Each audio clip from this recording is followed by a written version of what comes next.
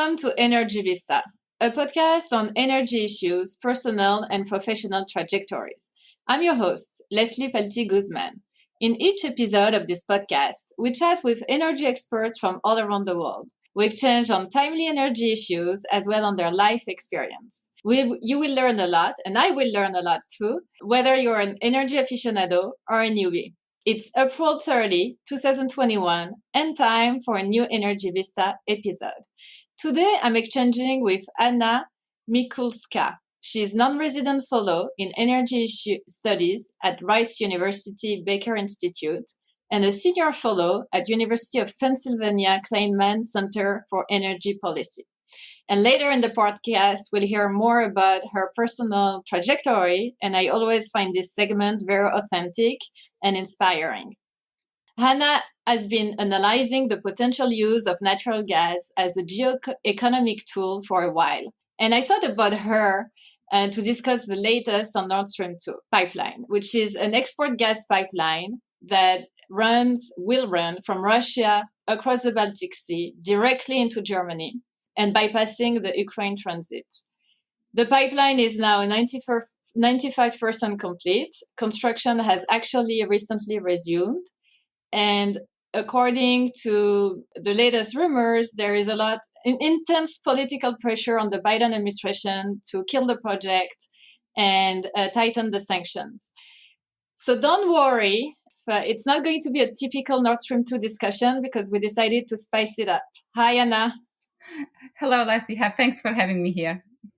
Well, thanks for joining the Energy Vista episode. And so let's delve right into the topic. Both of us, we've been covering the fate of Nord Stream 2 pipeline now for years, maybe even a decade or so. And I don't know about you, but sometimes for me, I feel a kind of lassitude because the headlines are coming back again and again. And it seems that it's always the same debate, the pro and the cons arguments.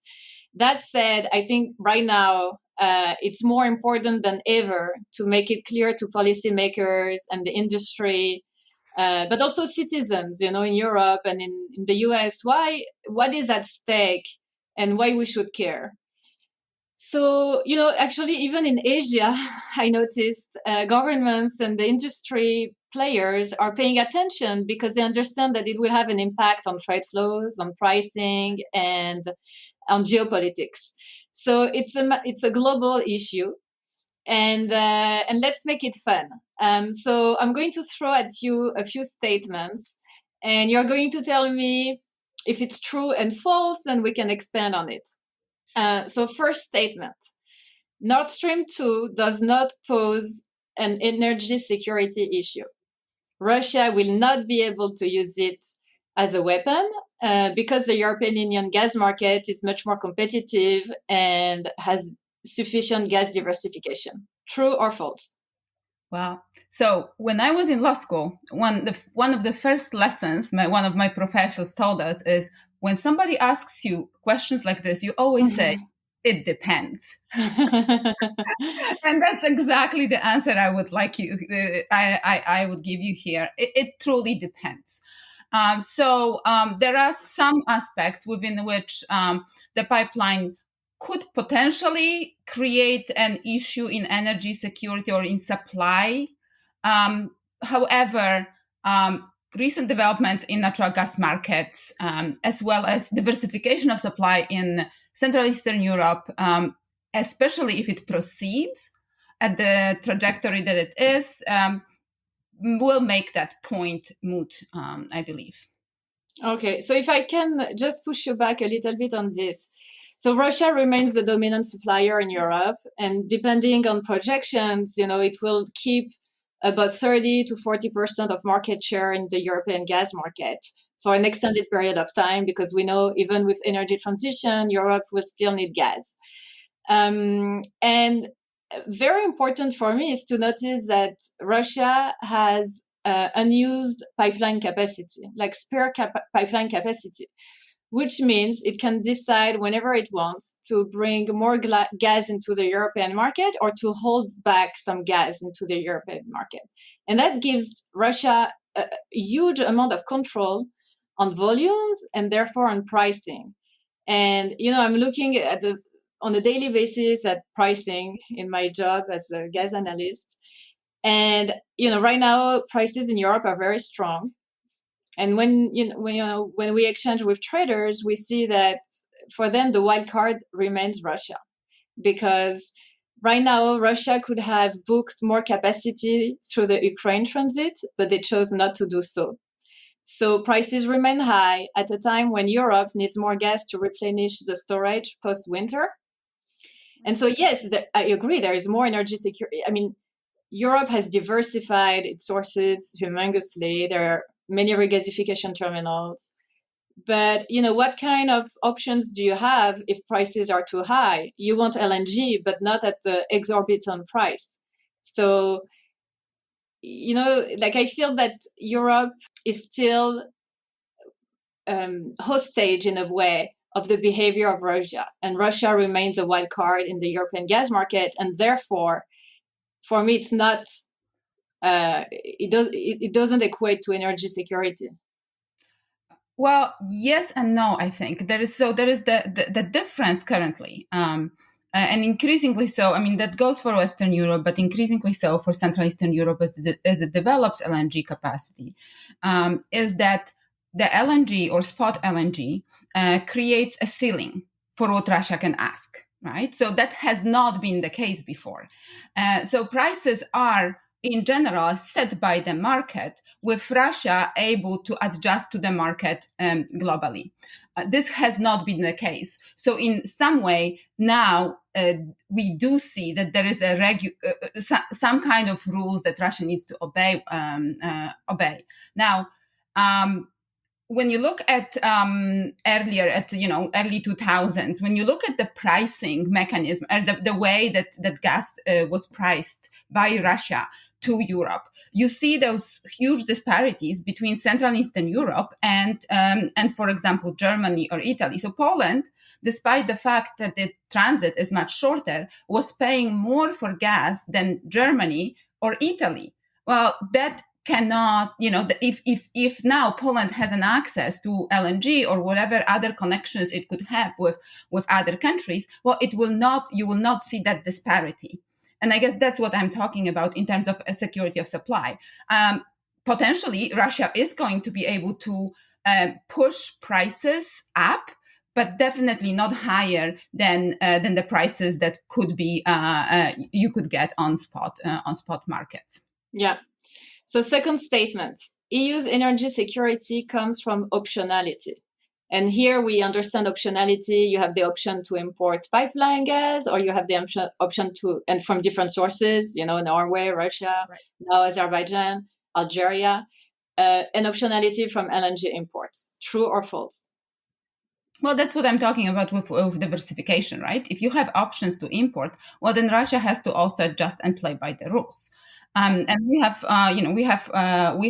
written once with one of my colleagues a blog, "Make Russia a normal supplier again," because that's when you think about Russia as kind of adjusting to the market, and it's only when there are options, and it's only when those options can actually in real time supplement for potential Russian supply that would be lost. So it's not enough to have options. You have to have enough options that provide a sufficient amount of volume that will, could replace potentially entire Russian supply. And that goes not only for what Russia would do, but also for technical difficulties, right? Think about Baumgartner accident, right? So it's all these things that need to be accounted for. Mm-hmm. And what about options between two bad choices? What if you have a very expensive pipeline Russian gas and a very expensive LNG import price? Because right now, we've been for the most recent years in a oversupplied market. It may not last that long anymore because there has been a shortage of investment. So if we are back into a tightening market in the next few years and we have more competition between importers, it means that Europe will compete with Asia to import LNG spot cargoes at a more expensive price. And are European utilities and end customers ready to have optionality of LNG, but at a premium price? I guess there is really no other choice. Well, besides maybe having quite a lot of storage, which Europe does, right? So that really can help, and in a way, it could help the governments even kind of moderate the prices to the final customer. That's one. But also, you need to diversify the sources of energy within the country, right? So this is also goes beyond natural gas. If you are diversifying beyond natural gas, then you also are able to manage those changes and that volatility that when looking at those, especially recently over the last year, the volatility on natural gas market has been exorbitant. Right? Like nothing we had seen over $30 MMBTUs for in Asia. That's crazy. After we saw what super low prices, I think in Europe they were even negative or around zero. So that's that volatility you have to think about in terms of temporal, so storage, options of supply, but also access to other resources, and that in Europe it often means potentially decarbonized. So nuclear power comes in, renewable, and other, biogas that could be actually quite easily incorporated within that natural gas systems, and really play an important role. So to this point, another statement: Europe is transitioning to lower carbon fuels. Does that mean we'll need less Russian gas? Even if, the pipeline is there, the Nord Stream 2 pipeline and other pipeline are there, they will be less fully utilized. True or false? Well, it depends probably who is taking that gas, right? So when you think about Nord Stream 2, Nord Stream 2 is going directly to Germany. And thinking about what Germany is doing in today with decarbonization, it's pretty much already out of nuclear power, and it's committed itself to get rid of coal by 2038. Well, what does it leave you with? It leaves you with renewables, which haven't been performing as well as Germany was hoping in Energiewende, and of course gas. And in that way, it's not surprising that Germany is really pushing to have that pipeline. So when you think about, there's already 55 BCMs online that deliver Russian gas directly to Germany. Another 55 is 110 BCMs a year capacity. Germany uses around 100 a year. So if you think about it, there is a reason that Germany is quite, consistently favoring Nord Stream 2 beyond any other potential reasons. Yeah. And we talk a lot about also declining indigenous supply of gas in Europe. Yep. And countries, not just Germany, but other countries that are phasing out coal, and in Central Europe, in Eastern Europe, countries that are phasing out nuclear. So all in all, there will be a need of a base load, and if it's not coal, if it's not nuclear, and if depending on the better battery storage, the speed of availability of more renewable, will clearly need more gas. Right. Well, currently, when you think about what's coming online, is a lot of renewable power. What's the best backup for it? It's nuclear. It's not nuclear. It's natural gas, right? Yeah. Because you can turn it on and off quite easily and fast. None other really. Coal could be, but the coal is older, so it's not. Yeah. Yeah. Mm-hmm. Next statement: Nord Stream 2 is a commercial project with pure economic rationale. True or false? Well. It depends who you ask, right? So Europe is presenting this really, really big rift, and it's not only actually with Europe, with how this project is characterized, and everybody can find some justification for what they think, what they say. I think so. On the side of Germany and Russia, you see this really big kind of argument of this project being very much commercial.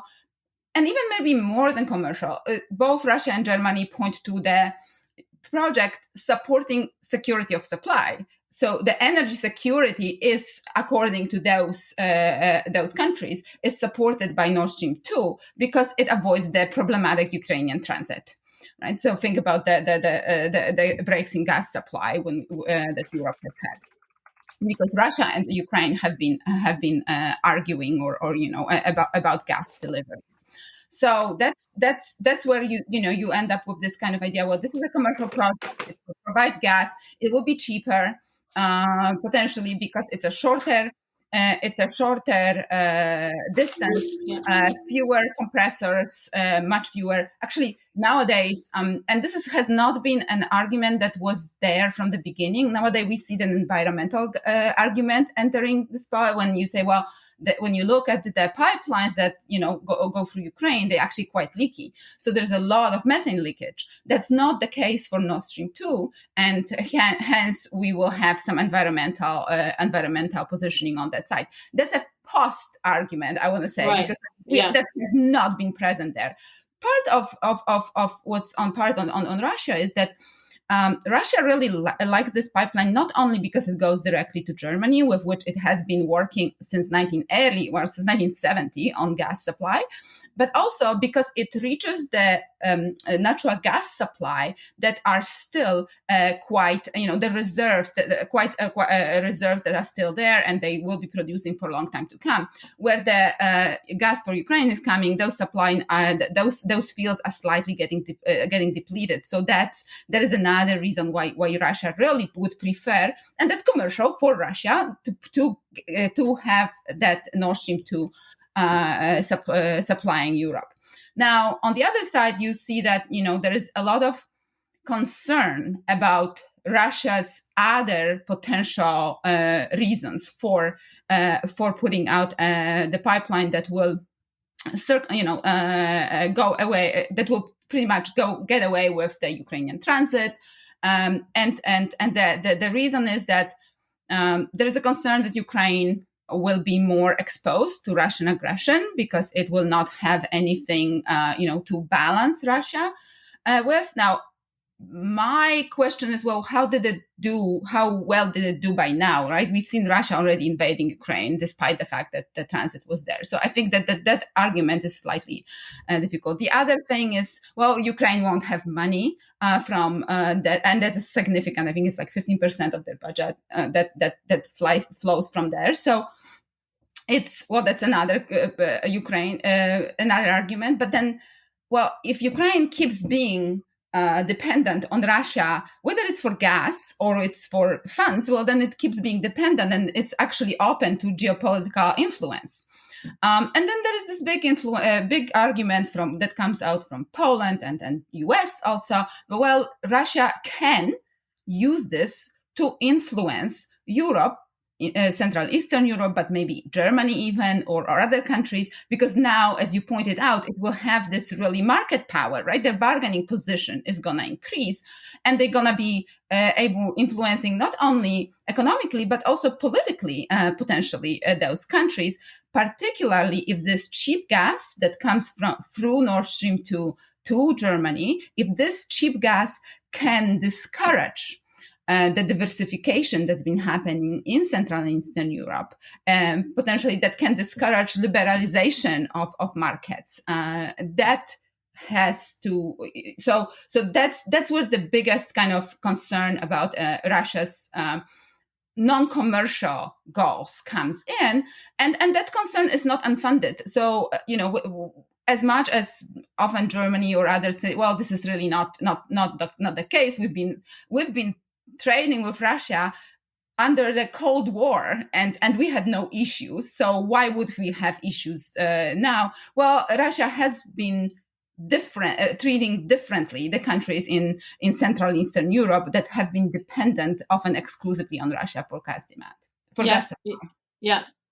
So I totally agree on what you mentioned about bypassing Ukraine as a geopolitical goal. And also using Germany potentially as a place where it will have more economic and diplomatic pressure points, because there will be so much influx of gas, but also revenues, between the two countries. So definitely more latitude to control a little bit, the decision making in Berlin, depending on what's the issue of the day. potentially more coercion. But the other point is that I've been noticing, that since the beginning of when Nord Stream 2 discussions have becoming more serious, it has always created division among the European Union members.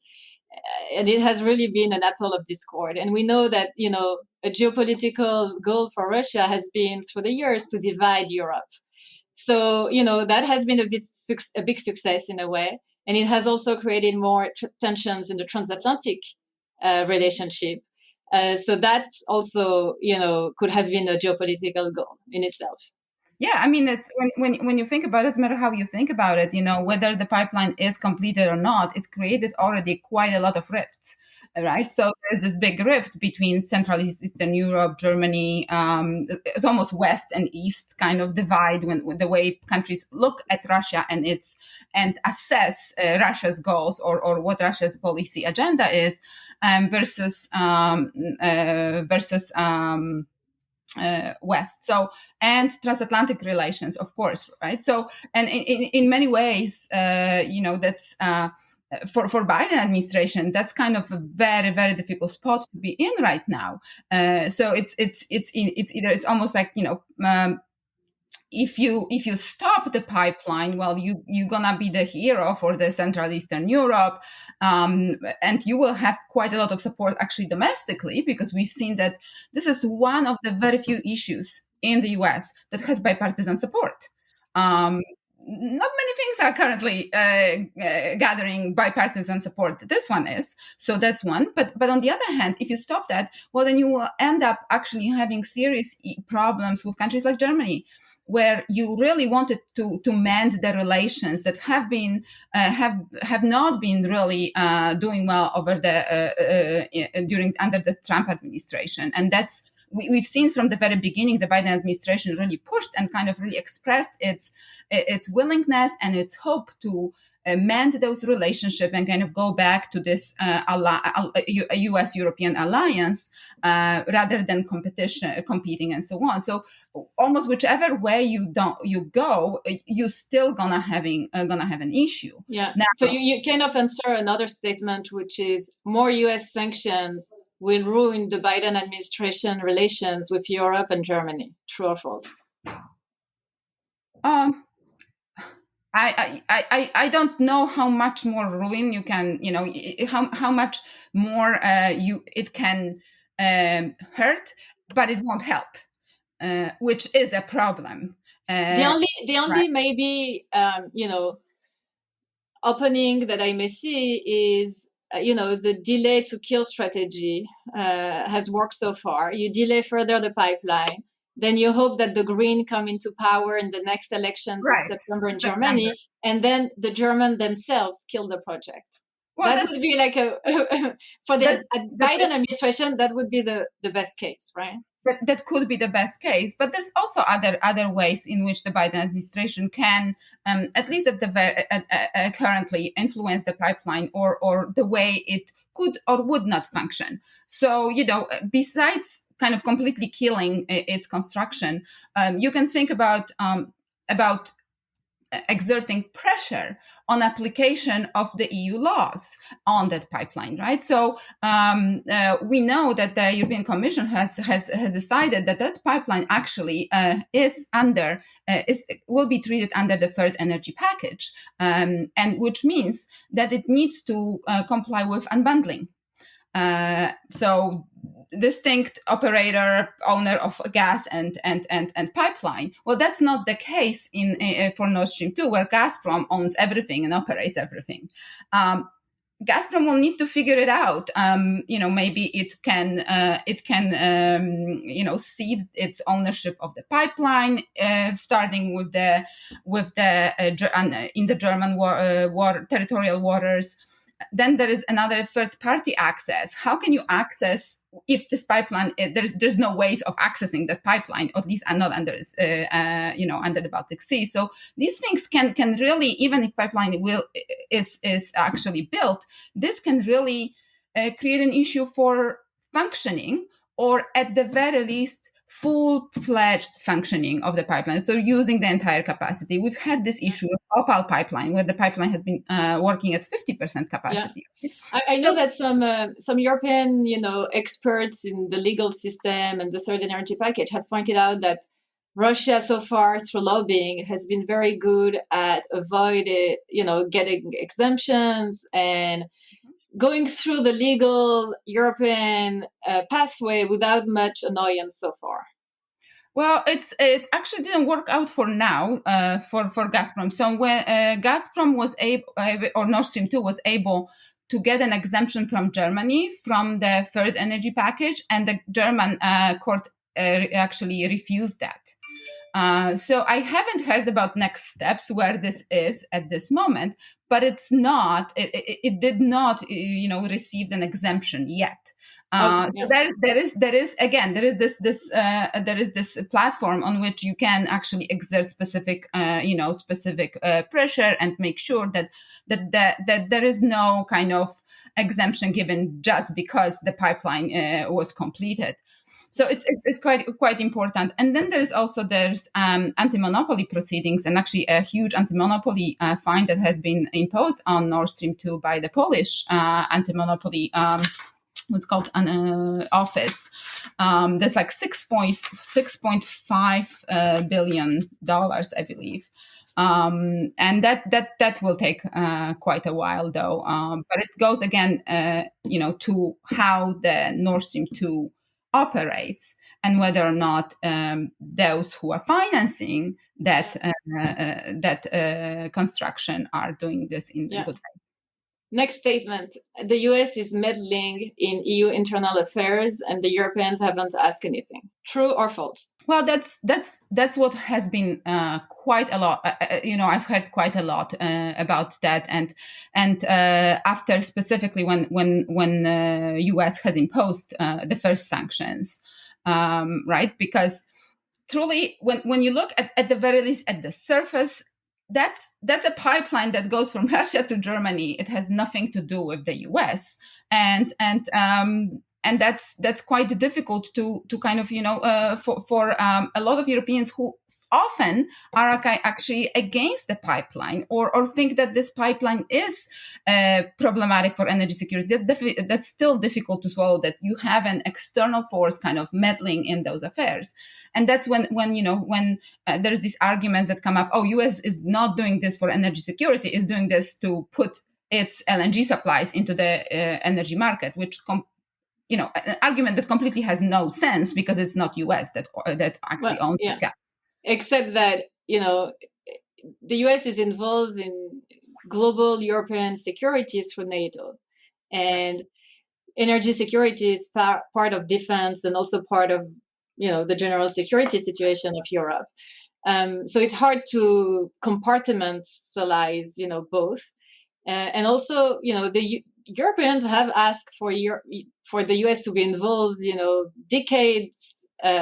for decades in European energy security through the construction of pipelines through Turkey and so on. So it's not new. And I think it predated, US LNG exports, and it predated a lot of the current, market situation. That's completely right. I mean, however, the problems with sanctions like this is that they're unilateral. Mm-hmm. Sanctions really work the best if they multilaterally imposed. When they're unilateral, there is often, you often kind of run into the danger of kind of being accused of trying to accomplish your own goals. And even if it's optics, it's kind of really not helpful. Particularly when the Biden administrations want to create, again, this kind of more multilateral world where US is part of multilateral negotiations, common work with the EU to further common goals. Now, Biden administration, it inherited the situation. It hasn't created the situation. It's been so that's another thing which kind of really makes it much more difficult for the Biden administration, is kind of sitting and trying to figure out what can we do with that, given all the other goals and all the other problems that we're dealing with. So China, Venezuela, Iran, right? All these things are kind of out there, and I think that's just another thing that adds to the complexity. Yeah, there is a grand bargain to make. Russia leaves Ukraine alone, and in exchange, Nord Stream 2 is completed. True or false? I mean, what you see right now is that many people are trying to think, okay, how can we find a compromise solution? How can we get out of this, tension between Europe and Germany and Europe and the US? Like, how can we get out of this difficult situation? So some people are talking about a bargain. What do you think? Well, I think it depends on what Ukraine would say about this, right? It's like we in Polish history we had this idea of nihil novi, nothing new without us, right? So it's this again the grand bargain about what Ukraine will be, what Russia will be doing with respect to Ukraine or not. It's kind of really making it difficult for kind of a multilateral world. So I think all the parties needs to be involved in what it is. But I think, and this goes back to my research that I've done at the Baker Institute and what I've written for years now, is that US can really engage in Europe on a more commercial level. And if it does, then it actually creates, that would be to make sure that the markets keep diversifying, keep being interconnected, and liberalizing. So you end up with a lot of actors who compete in the market, and by this create a much more competitive commercial environment where Russia has nothing else but to compete, just like every other actor. The problem is that at the European Union level, the prioritization for liberalizing further the European market completely dropped in terms of priority. Like right now, it's the hydrogen economy. Right. Like they are looking like 20 years, 30 years from now. And so like the current, issue of building more interconnectors and making sure that the free flow of gas is, fluid all over the European Union, it's no longer a matter of concern. Actually, it's worse because what's end up being happening, a lot of these diversification projects that have been actually funded by the EU through the project of common interest idea or a program. So that is now not obvious that this is going to be happening, and that kind of goes back to the idea of decarbonization. So last year, when you had those the projects of common interest announced, there was a huge uproar from the environmental community. Well, how many of them are grandfathering, the pipelines or the fossil fuels, right?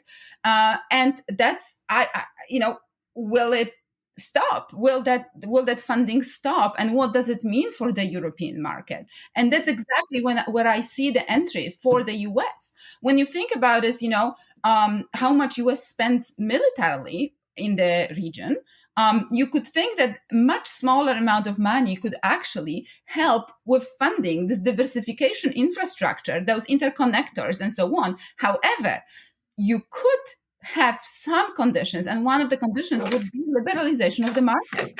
And if you put it that way, it is much better system which creates incentives. And then again, it could be completely molecule indifferent.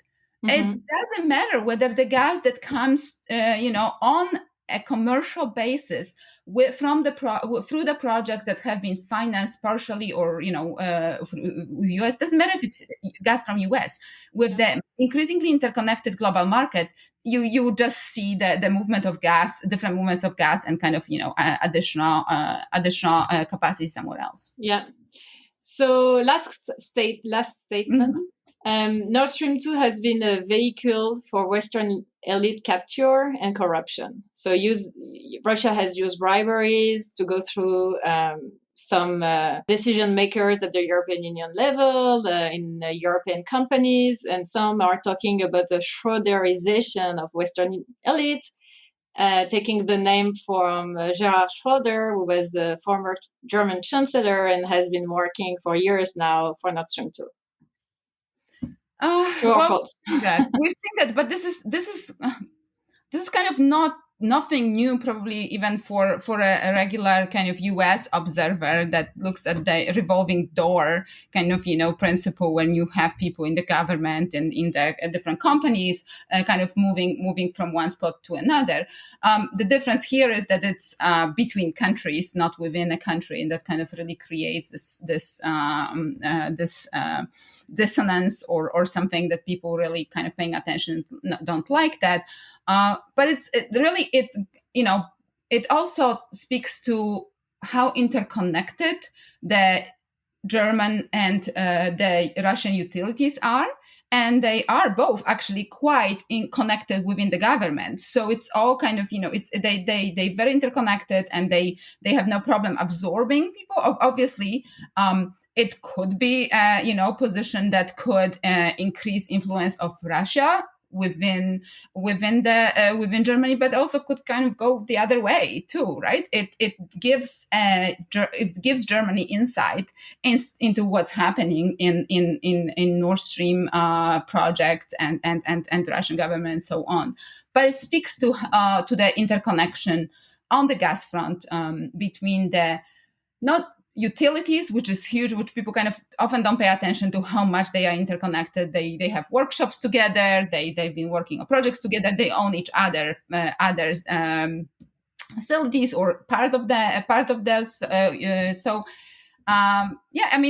problematic issue. It kind of, the optics are quite problematic, I think. Good. Well, Anna, let's move to your personal trajectory. Sure. So you mentioned it, you're originally from Poland, but you worked and you studied in different countries. You traveled in to different countries. You speak different languages. Can you tell us how this international background shaped you in maybe pursuing the area of interest in your in your studies and in your work, and how your Polish background is informing you also in your daily research? So, I think in generally my interest has been in politics and government relations, in how things work within the government and between the governments. And kind of growing up in 1980s, 1990s, that's pretty much what I've seen. I've seen the end of an era, end of the Cold War in Poland. I've seen the huge changes that were happening. Also, beginning of democracy. As a very young person, I knew who I would be voting if I could vote at that time, and I had a very specific views on the political spectrum. I was very interested. That's why I entered law. And then as I started, and in particular, I was always, interested in how countries work with each other and what it means and what are the mechanisms behind. So I studied law, international law, and I moved to actually political science. I looked at government, political parties, elections. And I, and that was in Poland, in Germany. I moved to Canada. I studied international relations there. And then when I moved to US, I looked at, I was in political science and elections. And in the US, I ended up in Houston. So when you live long enough in Houston, doesn't matter what you do at the beginning, you will end up in energy. Right. So I actually did. And I have been actually quite happy about it, because everything that I have experienced, what I have learned, is really very much